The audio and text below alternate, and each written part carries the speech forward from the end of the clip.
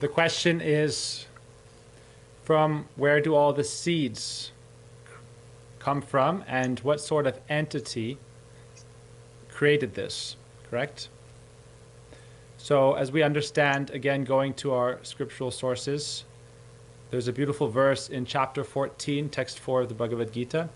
Sarvayonishu kunteya murtaya sambhavantiya tasam brahma mahadyonir aham bija pradapita. Which means that I am the seed-giving father, bija prada, so we can understand that as who gives life, but also particularly as the creator of the seeds, the plants, the animals, and all life as we see it.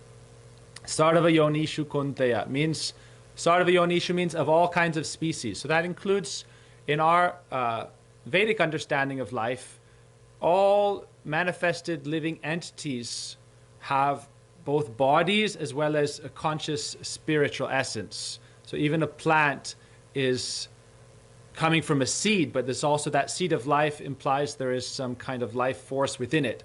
That life force is coming from a similar nature from the original supreme entity, part and parcel with that. That's the idea of mamai vangso jiva loke. The living entities are the angsas, the parts and parcels in a finite quantity from the absolute truth.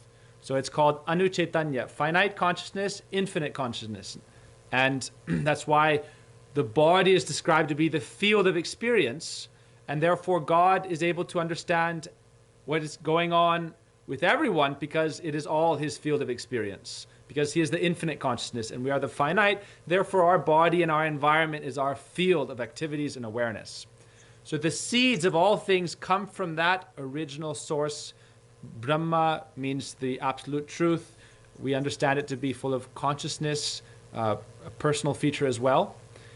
What is the nature of that entity? First, I'd give an interesting story, not in full, but just in essence.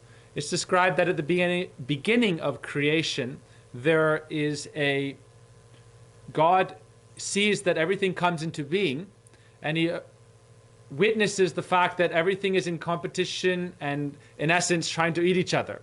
It's called jivo jivasya jivanam. One life form is food for another life form. And so we see, small fish, big fish, and that idea of, consuming one another for one's own sustenance. Now, as we understand it in the time of creation, God created the seeds of all grains and vegetation, saying that these things are meant for your consumption. And we see in the biblical scriptures that God says, he does not ultimately favor the charred carcasses of animals and other creatures as offerings. He prefers, in the Bhagavad Gita, Krishna says, Patram pushpam phalam toyam. You may offer me a flower, a fruit, a leaf.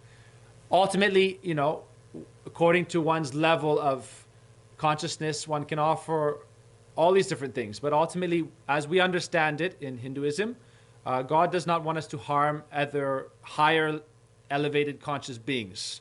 Plants and vegetation being of a lower, more dormant kind of consciousness. Therefore, you can take them. And then even that you're supposed to offer as sacrifice, yagya. So Krishna says then in the Gita, Saha yagya prajasristva. What is the nature of that entity? That entity wishes us to be happy. Sarva sukhinu bhavantu. May everyone be happy. So he says that you should take this, what I've provided for you in this world. This world, like the rabbi was speaking, this world is made for the use of those in the more elevated states of consciousness, human beings, but we should be as caretakers and gardeners, or guardians or gardeners, the gardener, like Jesus is the gardener. So the idea is we should, like the example was given, how the lion did not attack and eat the lamb in the Garden of Paradise. So similarly, it is our duty to be the caretaker and the guardian, and that can help us be happy. But he wants us to be happy, but he also wants us not to commit violence.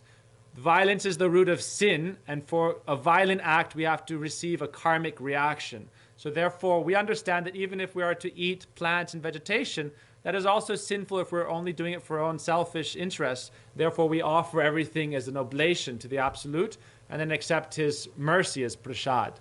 So that's one understanding.